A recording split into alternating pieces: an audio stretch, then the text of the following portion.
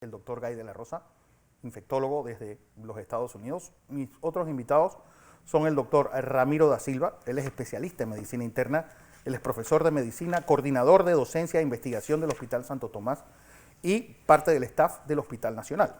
Además tengo a Darío Flores, quien también es infectólogo, es uno de los 3 médicos iberoamericanos que van a sacar las guías para el uso de vitamina D ahora en el mes de septiembre. A los 3 les doy la bienvenida y básicamente mi primera pregunta, Guy, va para ti. Y pues la vacuna rusa, ¿qué se sabe? ¿Alguien pues tiene claro qué data tiene? ¿Qué va a hacer? Porque ya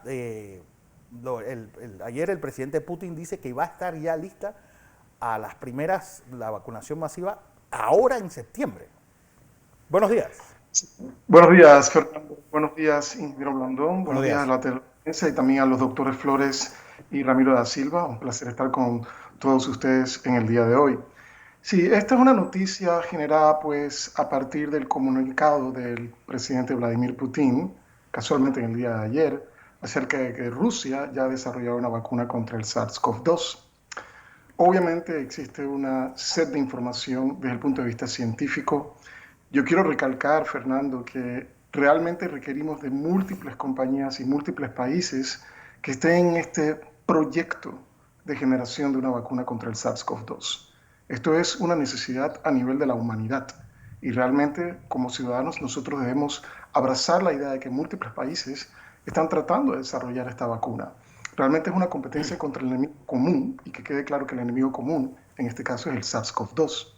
Ahora, lo que llama la atención con respecto al comunicado del presidente Vladimir Putin es el hecho de que hasta la fecha no tenemos datos publicados con respecto a los estudios iniciales de fase 1 y fase 2.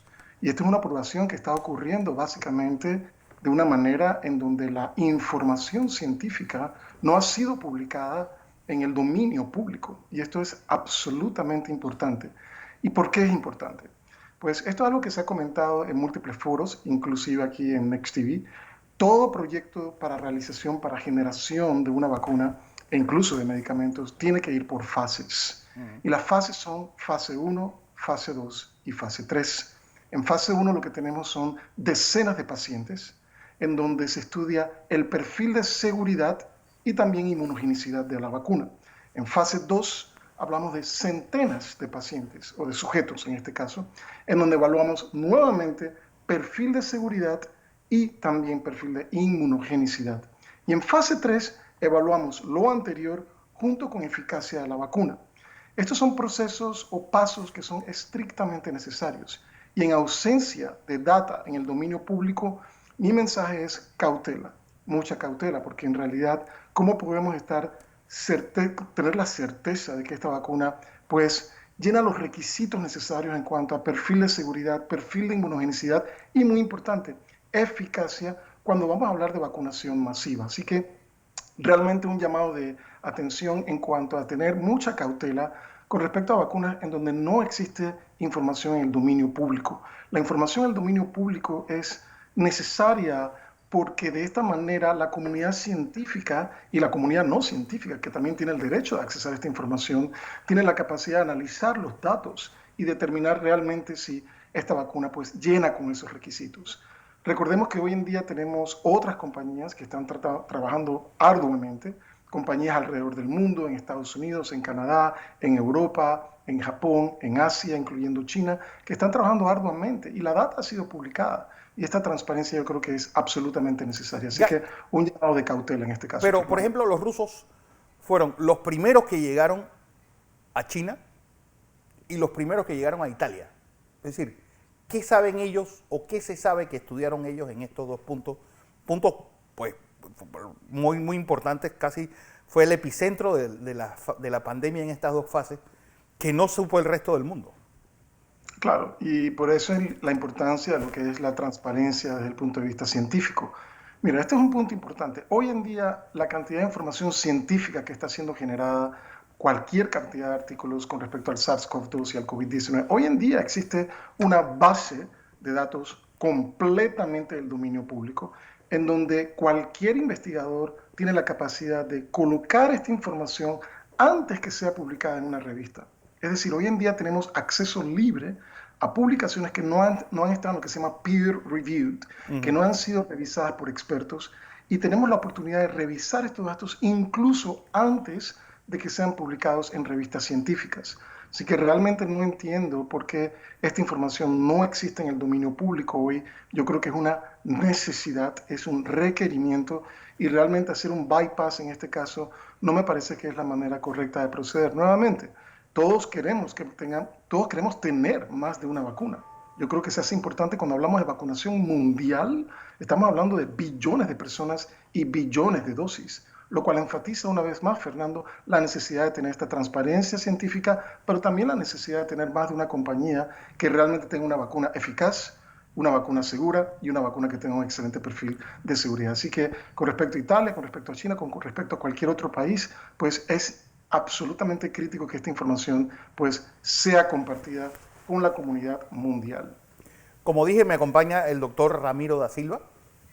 Doctor, seguridad de la hidroxicloroquina hacia el COVID, que ha sido pues un parteaguas y un punto de debate importante durante estos largos 5 meses de pandemia. Buenos días. Sí, buenos días. Ante todo, Fernando y ingeniero Blandón, gracias por la invitación.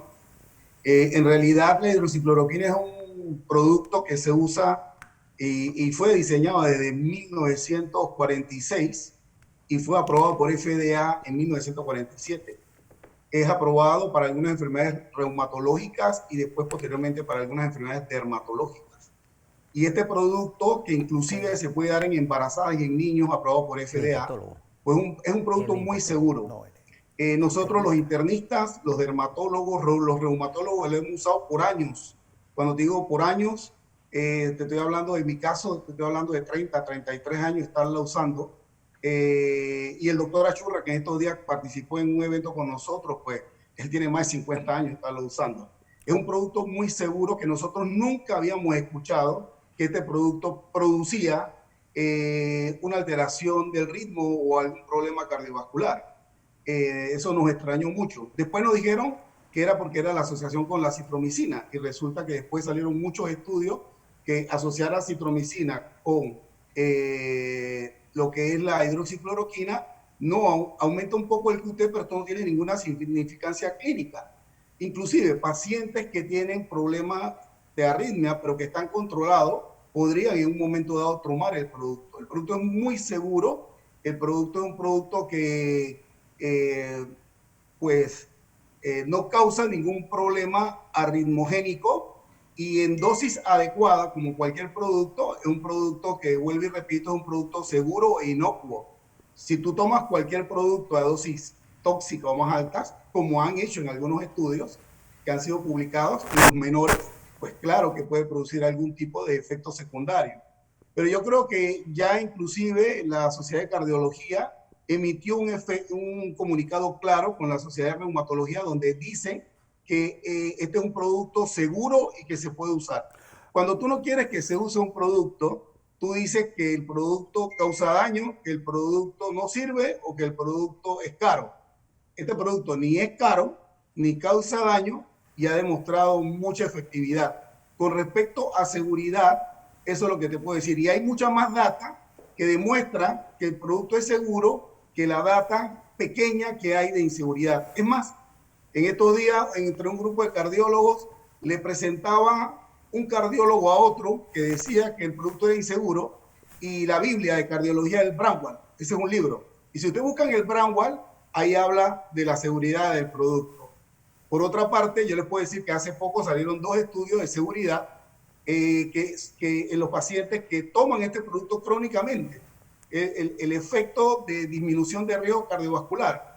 Entonces, yo sí quiero que la comunidad médica y sobre todo los médicos de atención primaria de salud estén claros de que este es un producto seguro y es un producto que a dosis, pues, a la cual nosotros la estamos recomendando, que son 400 miligramos al día, es un producto muy seguro. Aparte que desde el punto de vista de oftalmología ya han salido oftalmólogos y ellos pueden dar fe de esto, que lo que produce es, a veces, cuando se usa muy prolongadamente, después de 10, 12 años puede producir maculopatía en un porcentaje mínimo de pacientes.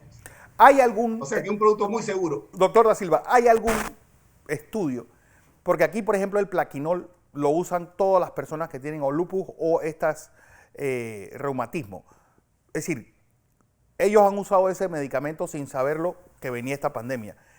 ¿Cuál ha sido la incidencia hacia esos pacientes que están tomando hidroxicloroquina desde hace tanto tiempo versus la pandemia? Es decir, ¿le ha servido como profiláctico? Bueno, esta es una pregunta muy interesante, Fernando. Me estás haciendo una pregunta como si fueras médico. No. Te digo, muy interesante.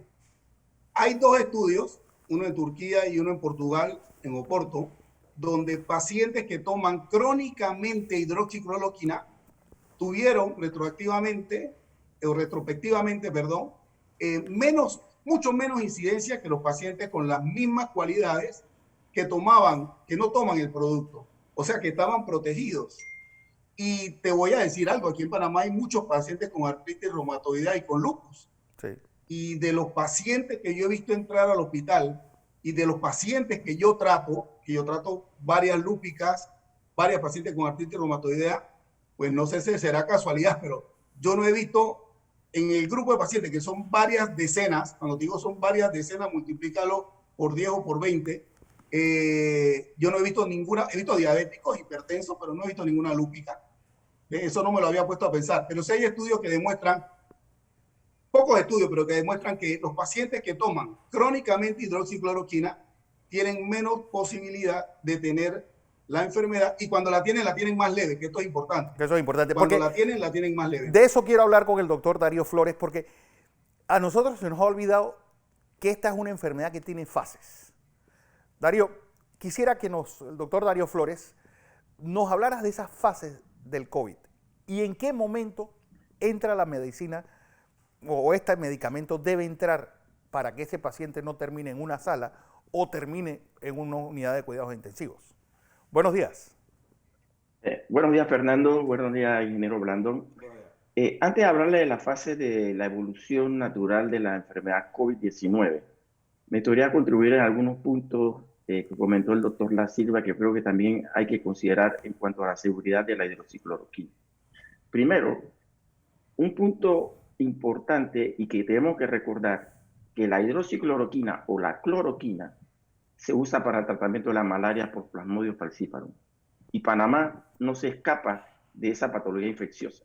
¿Qué quiero decir con esto? Que además de los perfiles de seguridad que ha comentado muy excelentemente el doctor Da Silva, en el caso de la malaria, por años se ha utilizado la cloroquina y ahora la hidroxicloroquina para tratar malaria en aquellas comunidades de alto riesgo, como son las comarcas Cunayala, área de Darién y el este del Canal de Panamá.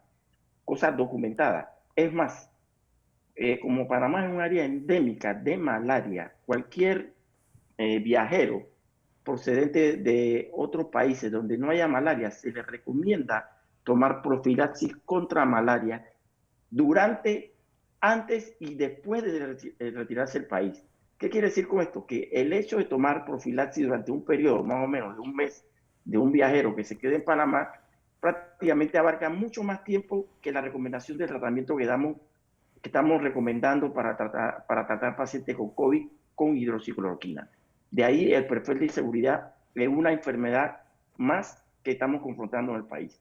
En cuanto a las fases de la evolución natural de la enfermedad y la hidroxicloroquina, muy buena, excelente pregunta y siempre me gustaba aclararla en varias conferencias que me han invitado, puesto que esta enfermedad, el COVID, siendo una enfermedad viral, cursa por 3 etapas.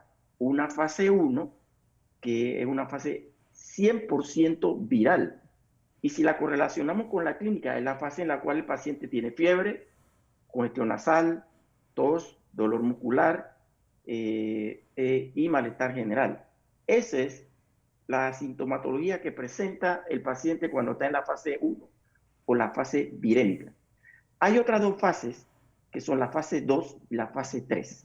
La fase 2 es la fase intermedia en la cual tiene menos virus, el paciente tiene menos carga viral que en la fase 1 pero también tiene un componente inflamatorio. Y estos son los pacientes que regularmente llegan al hospital con dificultad de aire, pero no a una condición que necesite un ventilador mecánico, sino son pacientes que necesitan suplemento de oxígeno, pero a nivel de sala de hospitalización. Y la tercera fase, que es prácticamente inflamatoria o hiperinflamatoria, donde prácticamente lo que es, hay un daño tisular inflamatorio y de hipercoagulabilidad, donde prácticamente no hay virus en esta fase, y es esta condición donde hay un daño tisular significativo en estos órganos como el pulmón, el corazón, hígado y los riñones, y es estas condiciones de daño tisular, producto del efecto viral de la primera fase de esta infección que lleva a los pacientes a los cuidados intensivos. En todas estas fases se hacen intervenciones médicas. Obviamente, si yo tengo una inflamación, como son la fase 2 y la fase 3, yo tengo que utilizar medicamentos antiinflamatorios para suprimir o tratar de paliar el efecto inflamatorio que produjo el virus, no directamente el virus. En el caso de la hidroxicloroquina, se ha demostrado ya desde 2005 su capacidad antiviral, no solamente en el SARS-2, sino también en el SARS-1, situación que se presentó en esos años cuando se utilizó la hidroxicloroquina por primera vez para tratar esta sintomatología en China. De ahí que es muy importante, si vamos a usar un medicamento para la fase 1, tiene que ser un medicamento antiviral. Y de ahí que si la hidroxicloroquina tiene un efecto antiviral comprobado, con mecanismos de acción comprobados, y al mismo tiempo estudios que han demostrado que se usa usándolo en fases tempranas, como son la etapa 1, que es la etapa viral, eso va y han demostrado disminución de estancia hospitalaria y disminución de la mortalidad. Por ende, es aconsejable y recomendado por mí, como yo he tratado pacientes también, de que se use la hidroxicloroquina en etapa 1, donde realmente tiene su principal efecto terapéutico y que va a evitar que muchos pacientes que ahora caen en cuidado intensivo, producto que en la etapa 1 no se le da ningún tratamiento antiviral, obviamente van a evolucionar a la etapa 2, 3 y producir mortalidad. De ahí que lo importante de usar hidroxicloroquina tempranamente, y estoy convencido de que si lo usamos tempranamente, vamos a disminuir la mortalidad y al mismo tiempo también vamos a disminuir la saturación de los sistemas sanitarios de salud. Ambos, a los tres doctores, nos acompaña también el ingeniero José Blandón Castillo. José. Me alegra que estemos debatiendo con ustedes este tema, porque nuestra audiencia, que tiene, igual que somos nosotros, no somos médicos, pero este es un tema que es el tema del día.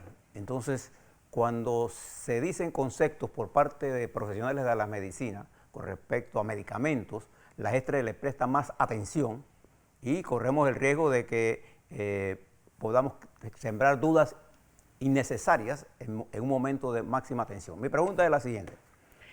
Dos preguntas.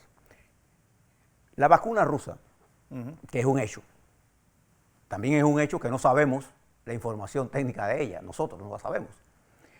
Pero esa vacuna va a estar próximamente en Venezuela, en Cuba y en Nicaragua.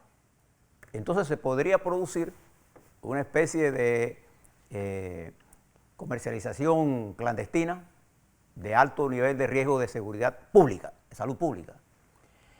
¿Qué podemos hacer nosotros para adelantar los estudios sobre ese hecho?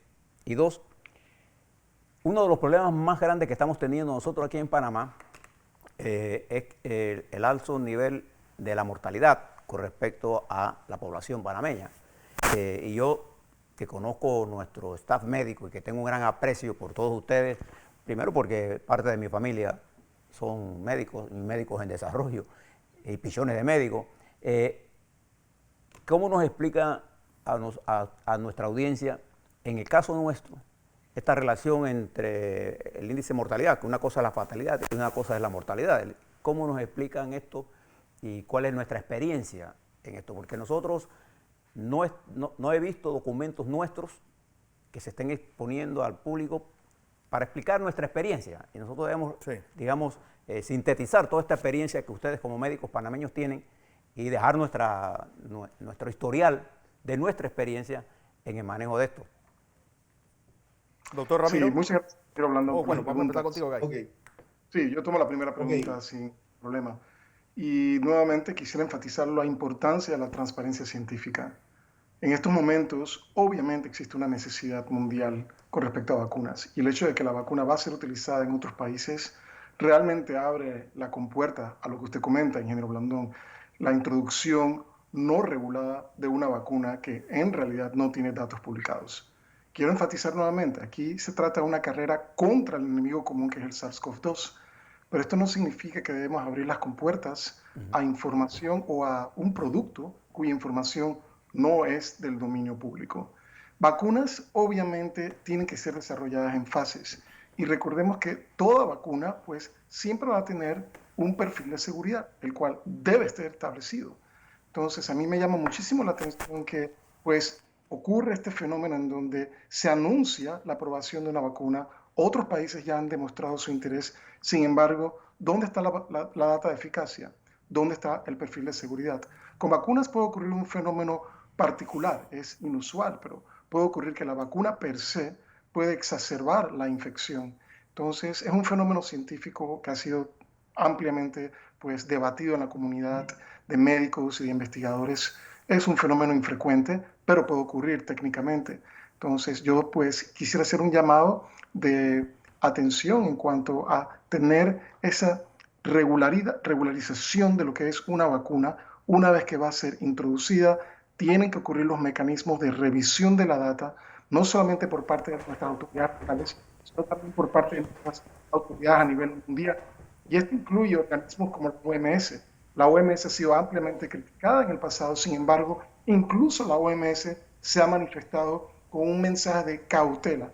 Y no solamente tienen que colocar en Google las palabras OMS, vacuna rusa, y se van a encontrar con un sinnúmero de anuncios públicos en donde pues el llamado de cautela es el común denominador. Así que realmente esto tiene que ser regulado, esto tiene que ser comunicado, esto tiene que ser debatido, esto tiene que ser realmente colocado en el contexto de la discusión pública. Utilizar una vacuna realmente que no tiene datos publicados es realmente un acto que en mi opinión personal es extremadamente prematuro. Doctor Da Silva. Bueno, con respecto al tema de la mortalidad, te voy a tocar dos temas, mortalidad y letalidad. Con respecto, vamos primero a lo bueno, la letalidad en Panamá, que es el número de infectados sobre el número de muertos, en realidad demuestra la buena calidad de medicina que han hecho los colegas o que hemos hecho a nivel hospitalario, porque eso demuestra que nuestra letalidad es una de las más bajas en el continente y yo diría que en el mundo. Hubieron países que tuvieron una letalidad hasta de 17, Francia llegó a estar en 17, Italia llegó a estar en 14, Estados Unidos llegó a estar en 7. Nosotros nunca hemos pasado de 2.3 y estamos ahora en 2 o 2.1 o 1.9. Eso con respecto a la letalidad. Eso habla con respecto a que en Panamá se hace una buena medicina. Con respecto a la mortalidad, este virus es muy contagioso. Entonces nosotros tenemos una mortalidad, una tasa de mortalidad alta porque, ojo, nuestra población es pequeña y el virus es igual de infectante aquí que en otros lugares. Y en este sentido sí quiero decir y sin interés de defender ni ir en contra de nadie, pero yo sí creo que en Panamá se tomaron las medidas iniciales, inclusive hasta se anticiparon a medidas en otros países. Aquí se cerró rápidamente las escuelas, los aeropuertos, a pesar de que había personas que decían que no se debía hacer eso. Se empezó a usar rápidamente las mascarillas, pero seguía el contagio. Y si sigue el contagio, sigue la posibilidad de personas de complicarse. Y ahí es donde está nuestro punto. Al usar la hidroxicloroquina, tú estás actuando, como muy bien dijo el doctor Flores, en la fase inicial, en esa fase de réplica viral, en esa fase donde, aparte de que estás tratando al paciente, está bajando la carga, porque la hidroxicloroquina lo que va a hacer es disminuir la réplica viral y va a disminuir la maduración del virus después que está dentro de la célula. Entonces, esto también disminuye lo que es, pues, lo contagioso de la persona. Va a tener menos carga viral. Y esto es un punto importante porque nosotros, esto es de nuestro punto, al usar la hidroxicloroquina de forma temprana, nosotros no solamente vamos a disminuir los pacientes complicados y los pacientes severos, y vamos a tener más pacientes en casa tratados, sino que vamos a también a disminuir la transmisibilidad del virus. Eso añadido, claro, a las otras medidas de bioseguridad. La trazabilidad que está haciendo el gobierno es muy importante. Va dada de la mano con el uso de un producto que disminuya la carga viral. Pero que no nos digan que solamente la trazabilidad. No, no, no. Esto es un conjunto de factores. Y entre eso está el uso de algún medicamento como este, que lo tenemos a la mano, que, como le digo, seguro, es barato y es efectivo, porque hay algo muy importante, Fernando. A los pacientes que nosotros le damos hidroxicloroquina, muchas veces no tienen que ir al hospital, pero el poco porcentaje, vamos a poner de 21 que tenga que ir al hospital, ese paciente está 7, 8 días en el hospital y ese paciente generalmente no va a intensivo. ¿Cuál es el paciente que se complica? El paciente que llegan, lo hisopan, le dan agua, Tylenol y un jarabe, está 5 o 6 días en su casa, al sexto día, al quinto día aumentó enormemente la carga viral, al séptimo, octavo día empieza con presión en el pecho y el paciente se empieza a sentir mal, que no puede respirar. Ese paciente va y ya está en una fase severa, entra 2 o 3 días al hospital y en 4 días no lo pueden sacar y está en cuidado intensivo. Ese es el gran grupo de pacientes que está saturando los sistemas de salud. Y eso es lo que debemos evitar, que estos pacientes vayan al hospital y que se conviertan en pacientes severos, porque el paciente severo que entra intensivo, ahí la mortalidad es muy alta, ahí es un carosello. Entonces, debemos tratar esta pandemia no en los hospitales. O sea, hay que tratar a los que llegan, pero la pandemia se va a ganar en las calles y en las casas. ¿Cómo? Aumentando la trazabilidad, como muy bien está haciendo el Estado, y de una forma bastante efectiva, pero también tienen que agregar o tienen que soltar este producto para que se los den a las personas una vez lo hisopan. ¿Qué ocurre, Fernando? En la práctica privada, tú me llegas, te hisopamos y en la tarde yo tengo resultados. Lastimosamente en el Estado, y no solamente aquí, en todo el mundo, así funciona por la cantidad de muestras. Eso es importante. Lo que ocurre es lo siguiente, lo que ocurre es que a ti te hisopan, entonces tengo el resultado 3, 4 días. La carga viral es al quinto. Tú te dicen, toma agua, Tylenol, toma este jarabe sí. Y entonces te quedas en la casa esperando. Cuando van a accionar o actuar, ya tienes 5, 6, 7, 8 días. Ahí la efectividad de la droga disminuye. Entonces la propuesta de nosotros es que una vez hisopado al paciente, tú le des la hidroxicloroquina. Y si el paciente está positivo, entonces lo que hacen es que les continúa la droga más otras drogas más, y si está negativo se la suspende. ¿Sabes cuánto costaría un paquete de 10 tabletas para un paciente? Costaría al Estado, costaría $1. Porque actualmente en la farmacia, donde se gana el 33%, la distribuidora el 33%, la farmacia, y lo que lo hacen el otro 33%, pues cuesta $20 30 tabletas, o sea que está costando como 40 centavos la tableta. Si se compra a gran escala, al Estado le puede salir en 10 centavos o 15 centavos la tableta, cuidado menos. Wow. O sea, estamos hablando de un tratamiento de $1 por 10 días. Pero hay algo que me llama la atención, Ramiro, antes de ir contigo, Darío, y es, nosotros estábamos usando hidroxicloroquina, paramos y hemos vuelto a utilizarla, según los parámetros de la OMS. ¿Qué pasó en esos días que se dejó de utilizar?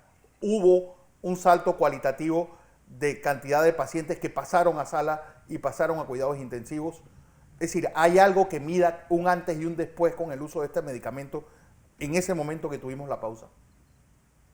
Claro que sí, claro que sí. Y otra muy buena pregunta.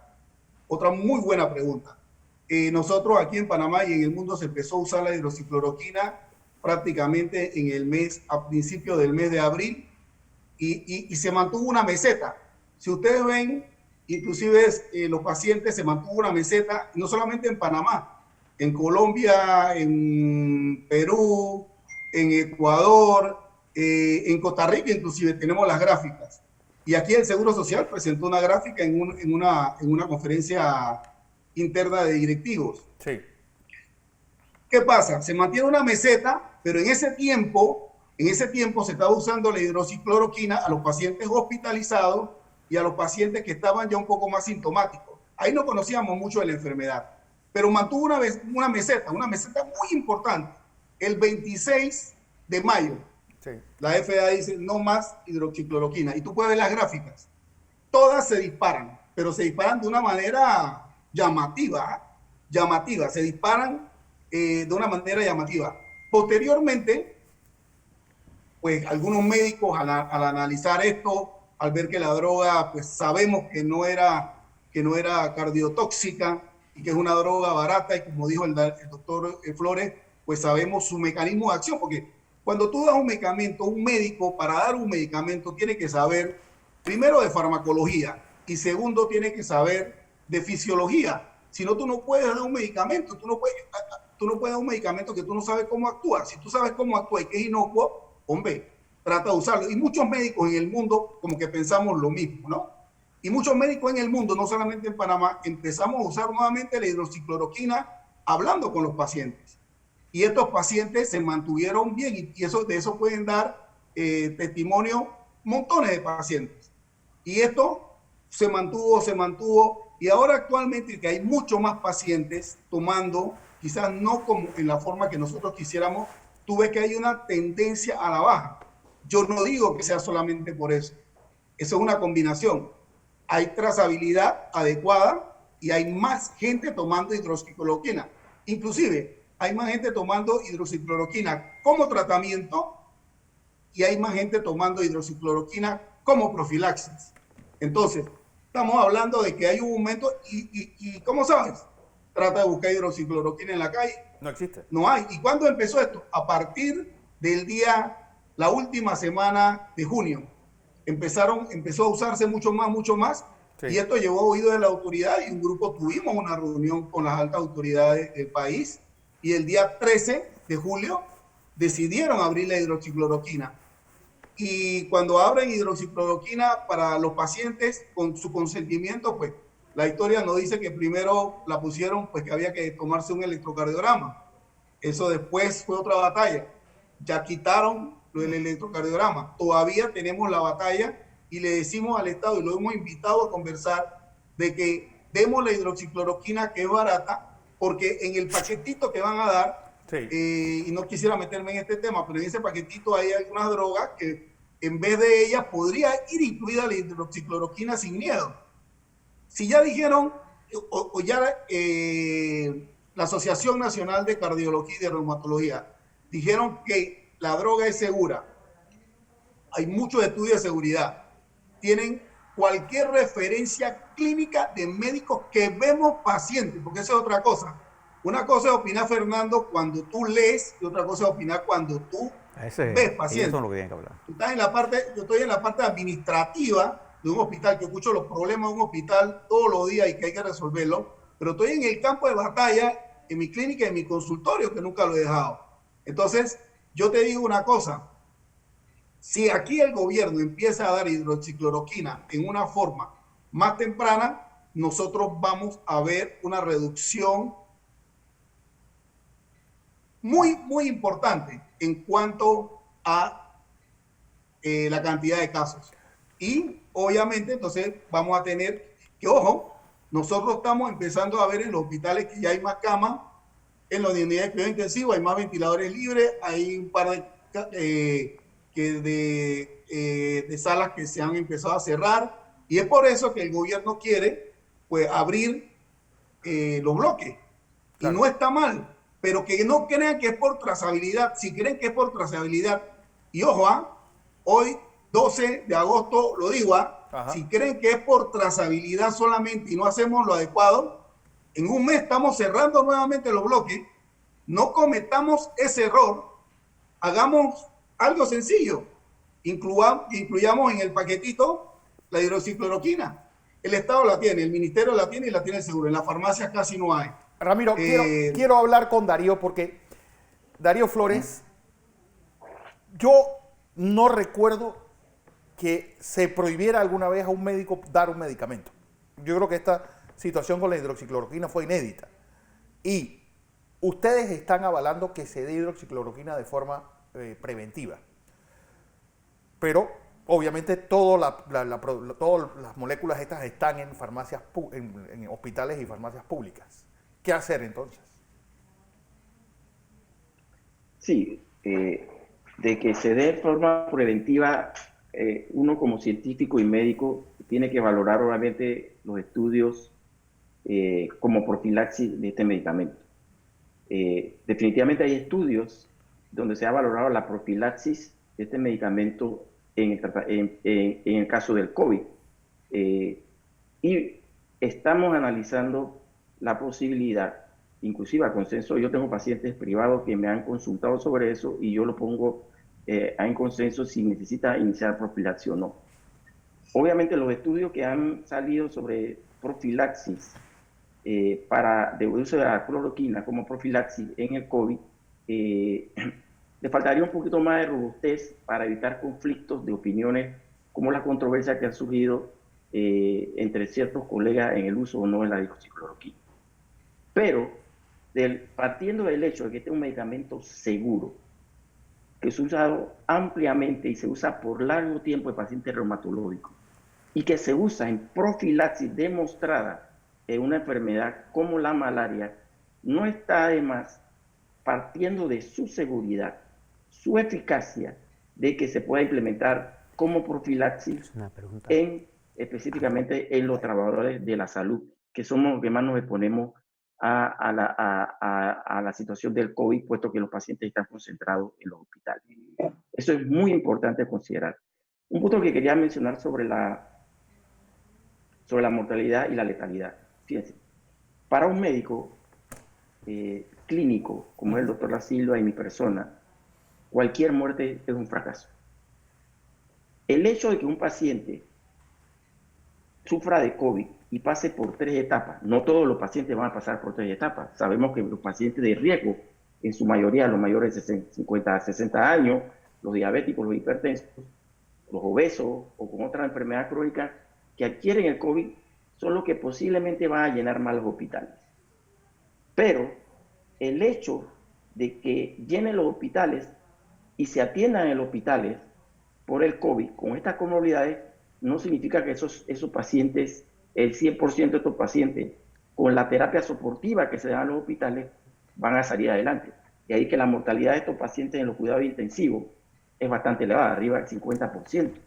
Entonces, si yo tengo un medicamento seguro, efectivo, ampliamente conocido, usado en un sinnúmero de enfermedades y que se puede usar en etapa primaria, donde yo solamente tendría que dar un solo medicamento y no cócteles como usamos en los hospitales para dar terapia soportiva, donde tenemos la probabilidad de interacción medicamentosa.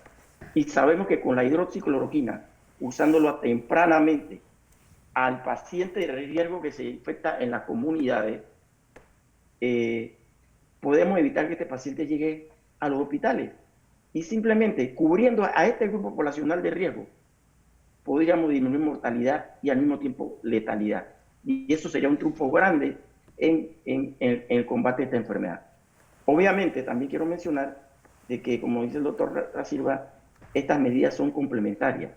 En esta medida, este problema sanitario, esta pandemia, se ataca de 2 formas. De manera preventiva, como son las medidas de trazabilidad, el distanciamiento social, el uso de mascarilla, lavado de manos, educación a la población, etcétera, etcétera.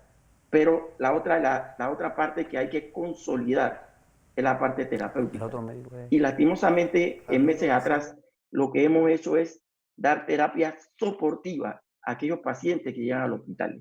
Y lo que nosotros queremos es darle una opción de tratamiento, un tratamiento, aunque no sea 100% efectiva, un tratamiento en la primera fase que inhiba la replicación viral, que es el virus el que dispara el gatillo inflamatorio o de tormenta de citoquina. Y es el virus, por ese disparo de respuesta inflamatoria y de tormenta de citoquina, que lleva a los pacientes de riesgo a los cuidados intensivos de los hospitales y a la saturación de los sistemas de nuestros hospitales. De allí la importancia de usar este medicamento tempranamente en las comunidades. Y con esto vamos a tener una disminución de la letalidad y por ende una disminución en la tasa de mortalidad. El doctor Ramiro da Silva, antes quiero ir, porque hablaste de rapidito, es que quiero aclarar sobre profilaxis y tratamiento. Yo me refería a tratamiento. Yo me refería a tratar al paciente tempranamente. Con respecto a profilaxis, no hay estudios en poblaciones, pero sí hay estudios a nivel del personal sanitario, y eso es importante. En el personal sanitario sí hay estudios de profilaxis, y son estudios pequeños. Generalmente algunos son en India, las 2 o 3 que han salido son de India, pero son muy importantes porque son positivos. No hay ninguno en contra. Y están corriendo prácticamente como casi 40 estudios a nivel de profilaxis en personal sanitario. Y eso es importante, porque en profilaxis se habla en personal sanitario, no a nivel comunitario.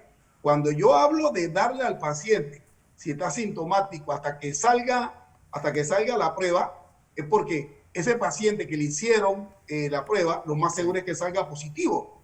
Y yo no puedo esperar 4, 5, 6, 7 días para que me salga la prueba positiva y para que me llamen que cómo se siente, si se siente bien. Obvio que el paciente al principio se siente bien.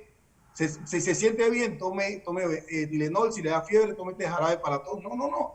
Hay que disminuir la carga viral. Si este medicamento costara miles de dólares, yo digo, oye, no lo podemos usar de esta forma.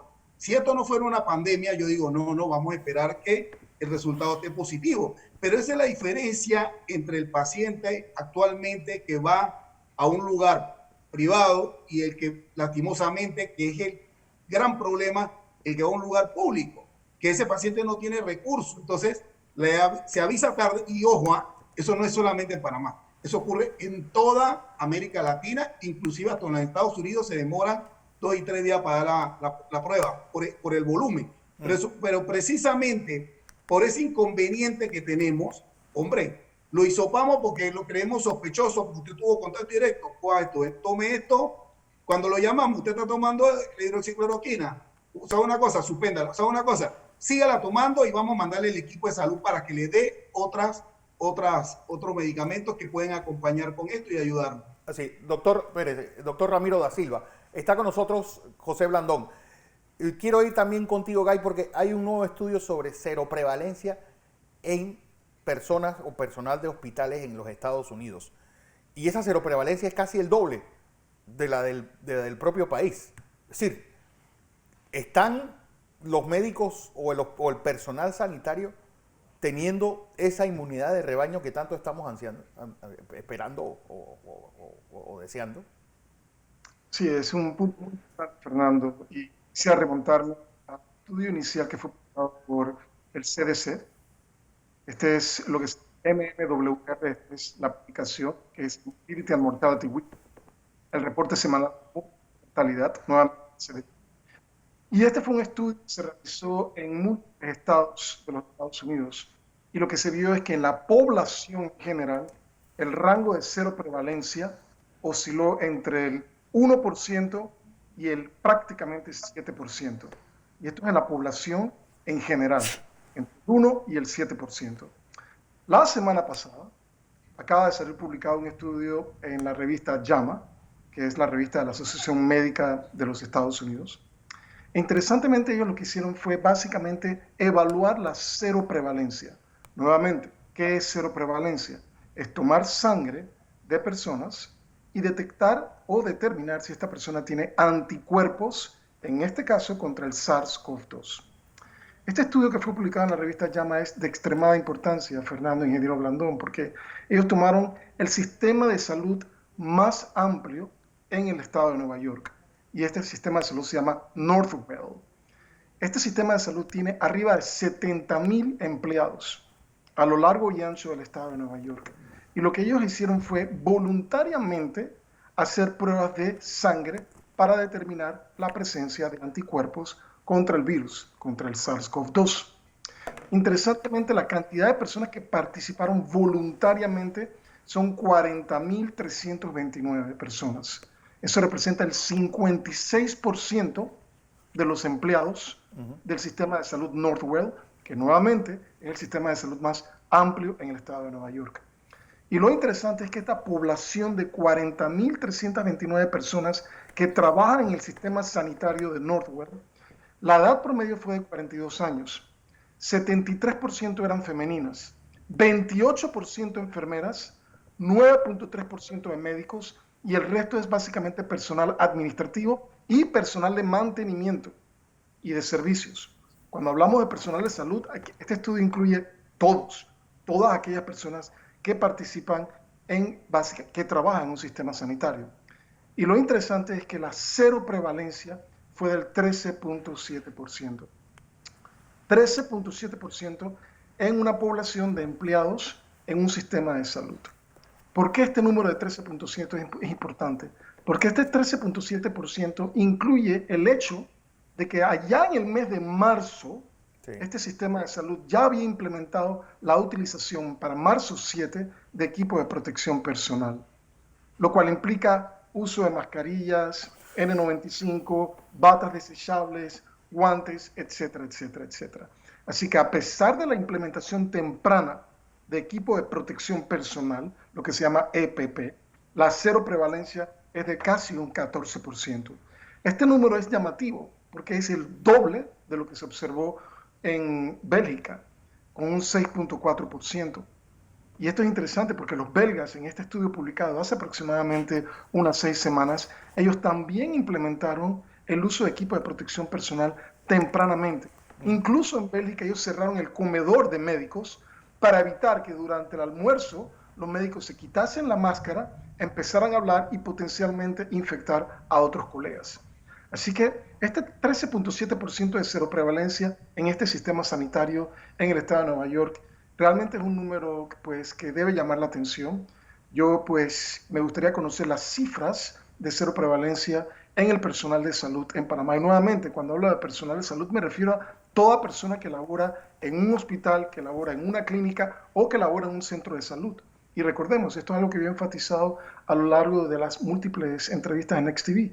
Nuestro personal de salud, y nuevamente esto es médicos, enfermeras, esto es laboratoristas, flebotomistas, esto incluye internos, residentes, funcionarios, esto incluye personas que están en las salas, que están en las unidades de cuidados intensivos, esto incluye personal administrativo, esto incluye personal sanitario, esto incluye camilleros, esto incluye cualquier persona que trabaja en una institución de salud.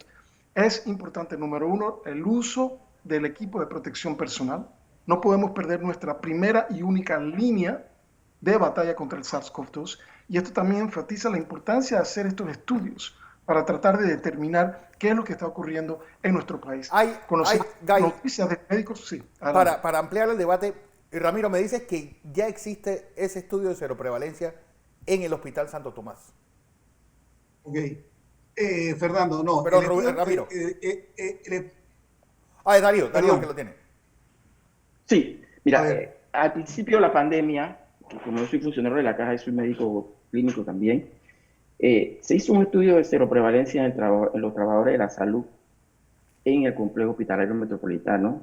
No se abarcó toda la población de los colaboradores, pero ese estudio arrojó un promedio de más o menos del 5%, 2.5% de seroprevalencia en los trabajadores de la salud. Otra cosa importante, eso fue lo que obtuvimos en esos resultados, y de ahí en adelante yo elaboré un protocolo para darle seguimiento a todos los colaboradores de la Caja del Seguro Social, administrativos y médicos, más que todo en el complejo hospitalario metropolitano, para hacerle cero prevalencia periódicamente para ver si hay alguna cero conversión. Obviamente enfocándonos en aquellas personas que son asintomáticas. Claro. Pues nada está de que ya el paciente que se ha enfermado, también le hacemos una prueba de seguimiento, pero el de cero prevalencia es dirigida a aquellos personal de salud, administrativo y médico, que no hayan presentado síntomas para ver el comportamiento de cero prevalencia en los trabajadores de la salud. A ver, Ramiro. Bueno, lo que sí te digo es que en el Hospital Santo Tomás se hizo un estudio de seroprevalencia, que no conozco los números exactos, pero sé que la seroprevalencia que se hizo, y ya eso tiene más o menos como casi 2 meses, mes y medio, pues no era alta. También rondaba como por el 2 o 3%. Pero lo importante es que ayer sí conocimos, por ejemplo, lo que es la morbilidad de los pacientes en salud en el hospital. O sea, qué porcentaje de médicos se ha infectado? Porque es importante lo que mencionó Guy del EPPS. Nosotros lo hemos mantenido y eso es algo que siempre le hemos dicho a los médicos que eso no es negociable. La bioseguridad no es negociable y siempre hay dificultad para conseguirlo, pero se tiene, siempre se tiene. De eso no ha fallado. Pero el porcentaje de médicos afectados en el hospital, de médicos especialistas y residentes, es de 6% de ese grupo, o sea que es bien baja. Y creo que la mortalidad también es bien baja. Nosotros tuvimos un colega fallecido, pero también hay algo en este grupo que es importante, que no podemos, son generalmente muchas personas que están trabajando en varios lugares. Pero lo que sí es importante es que ese porcentaje es bajo de contagio en el personal de salud, no es alto. Inclusive en el de médicos internos es prácticamente como del 10% de ese grupo. Quizás en los grupos más altos son los de los técnicos de enfermería y el personal administrativo. Solamente para... Antes de ir con el ingeniero Blandón, Ramiro, se está diciendo que la hidroxicloroquina produce muerte súbita. ¿Es cierto eso? Es mentira. Si te digo claramente, eso es mentira. Que alguien me consiga a mí pacientes que hayan muerto por hidroxicloroquina por muerte súbita. Por muerte súbita. Eso es falso. Yo no entiendo la verdad. Hay personas que nunca han visto o nunca han dado hidroxicloroquina y están hablando de hidroxicloroquina. Nosotros damos hidroxicloroquina desde que yo soy residente de medicina en los años 80. O sea, y todas las personas que opinan sobre hidroxicloroquina saben que la hidroxicloroquina es seguro. Es más, antes de esta pandemia, nunca se había oído de cardiotoxicidad por hidroxicloroquina. Nunca. Sí. Antes de esta pandemia nunca eso se había escuchado. Está el ingeniero Blandón con nosotros. Fernando, para hacer un comentario sobre eso. Hay ya estudios. Antes de anunciar el estudio que hizo que la hidroxicloroquina saliera por decisión de la implementación a principios de marzo hasta mayo, fue el estudio del Lancet, un estudio retrospectivo de 96,000 pacientes multicéntricos que yo lo leí personalmente y hablaba de aumento de mortalidad por efectos cardiovasculares de la hidroxicloroquina.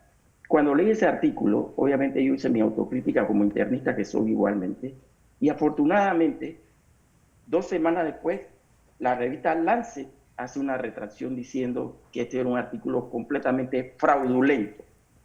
Lastimosamente, este artículo hizo que se retirara el uso de la hidroxicloroquina en ese entonces en los pacientes hospitalizados, cosa que también me dio punto a favor en contra de ese artículo fraudulento. Porque en los pacientes que se manejaron en los hospitales, en la sala de hospitalización, en el complejo hospitalario metropolitano, ninguno se le reportó evento de muerte súbita ni efectos cardiovasculares arritmogénicos amenazantes de vida. Me refiero a taquicardias ventriculares o torsade de points. Lo que sí hemos observado y que no tiene ninguna relación con la hidroxicloroquina por la experiencia clínica que tenemos con los pacientes, yo como médico tratante, de que muchos pacientes sin haber recibido hidroxicloroquina, porque para ese tiempo ya a los pacientes no se les podía poner hidroxicloroquina, algunos pacientes presentan cuadros de bradicardia y estamos suponiendo o hemos analizado que es propio de la evolución natural de la enfermedad. Y la bradicardia no es una arritmia amenazante de vida.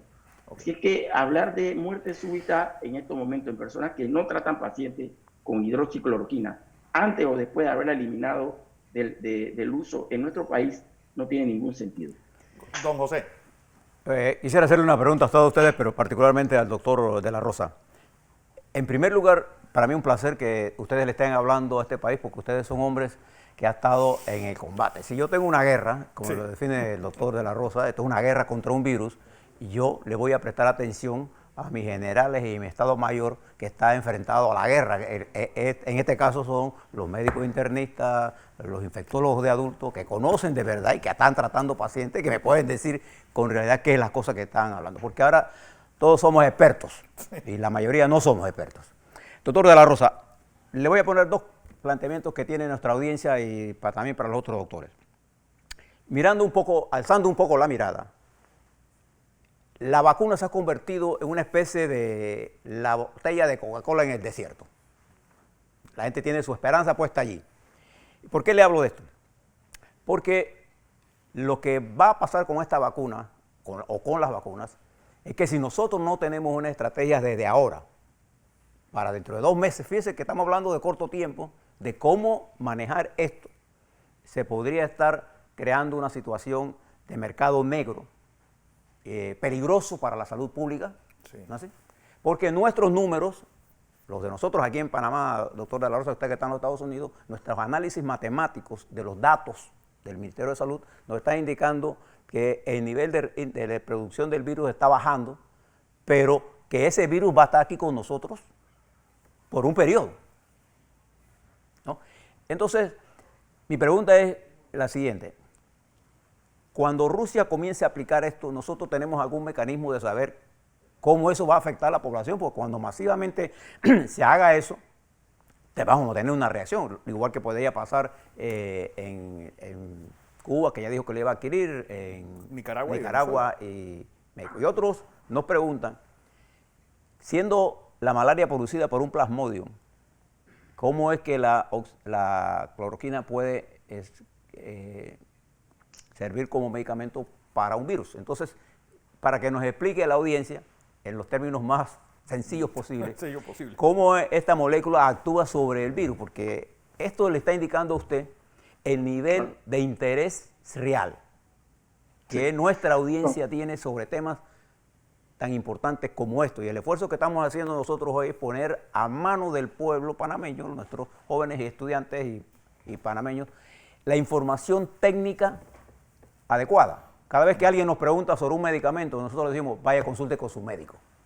Nosotros los panameños estamos dados siempre a recetar cosas. En estas dos, Rusia y cómo actúa la hidroxicloroquina sobre el virus, ¿podrían darnos algunas luces a nuestra audiencia? Sí, por supuesto. Hay varias preguntas dentro de esas dos preguntas y voy a ser lo más brevemente posible con las respuestas. El enemigo común es el SARS-CoV-2 y eso que quede claro.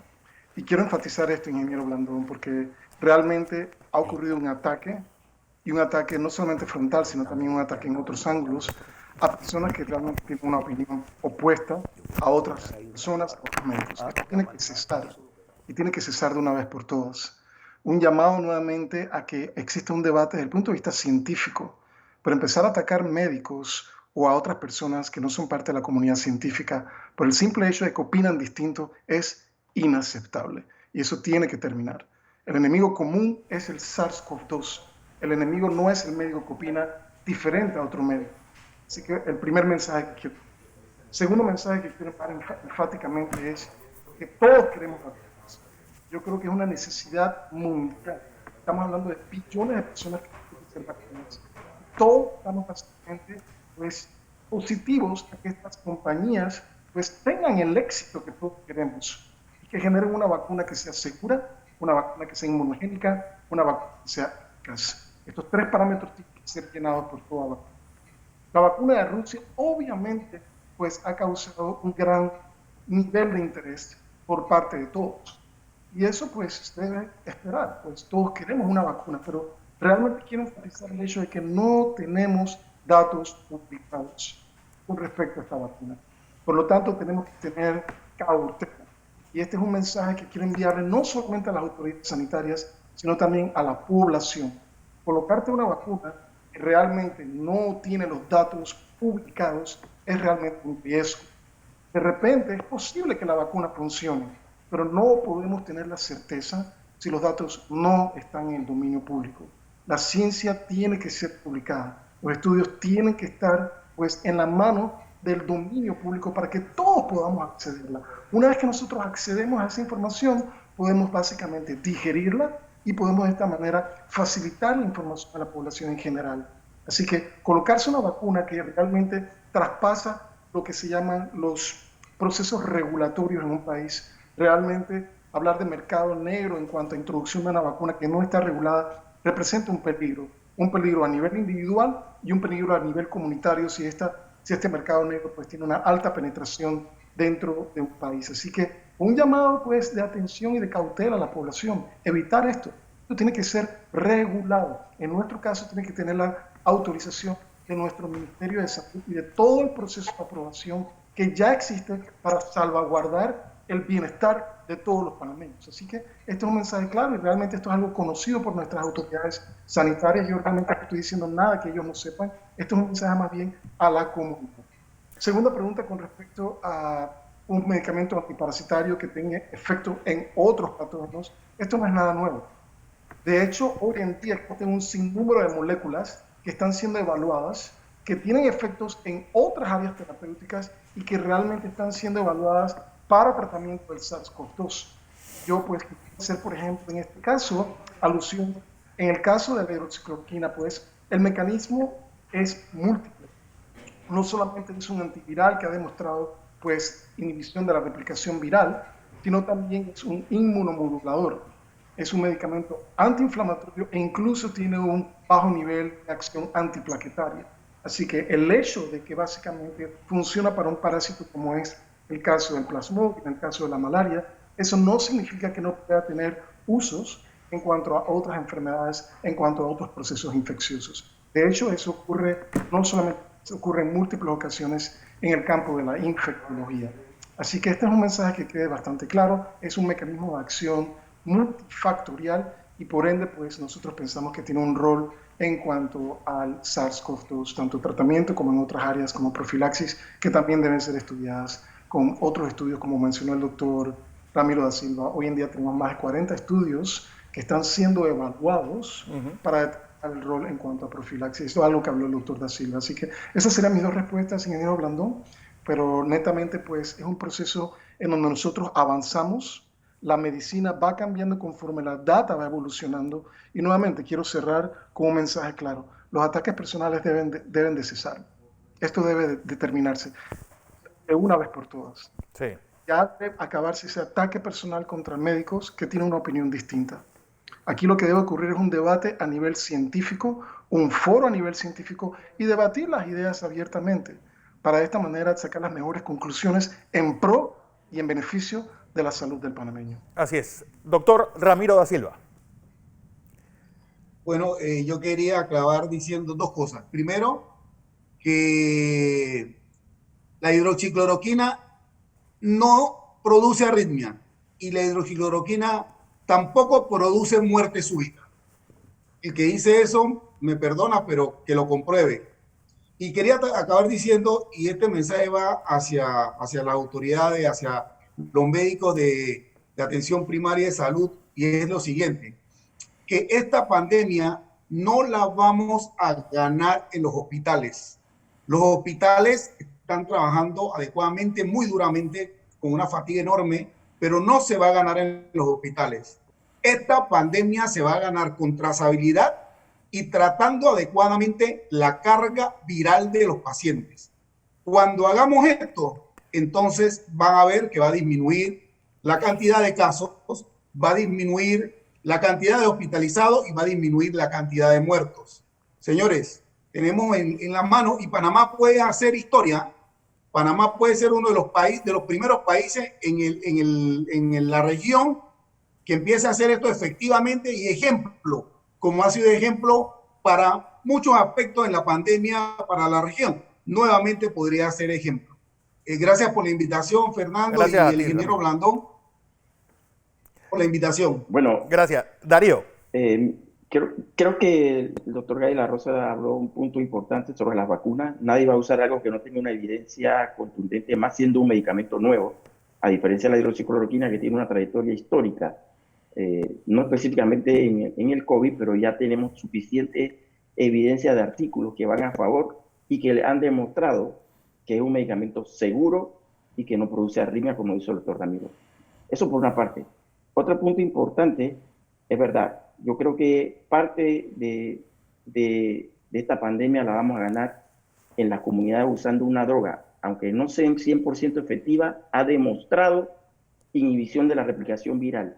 Y la replicación viral es la que lleva a muchos pacientes a nuestros hospitales y a complicarse y a morirse.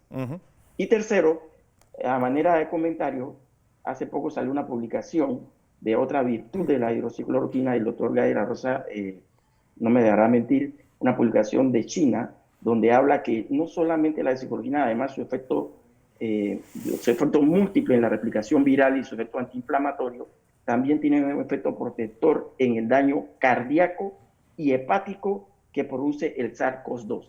Se demostró científicamente donde se ve una disminución de los marcadores inflamatorios de troponina que producen daños tisulares en el corazón y un aumento de la producción de albúmina que va a favor de la buena funcionalidad del hígado. Así que son nuevos hallazgos que van a favor del uso de la hidroxicloroquina y un poquito más allá del uso temprano de este medicamento. Y un medicamento, como yo siempre he dicho, mejor uno viejo conocido que nuevo por conocer. Muchas gracias. Así es. Yo les agradezco a los doctores Gay de la Rosa, Ramiro da Silva y Darío Flores por este gran aporte a la comunidad panameña y sobre todo pues a ustedes que nos están viendo y a nuestros clientes que pues, permitieron que este fuera un debate fluido.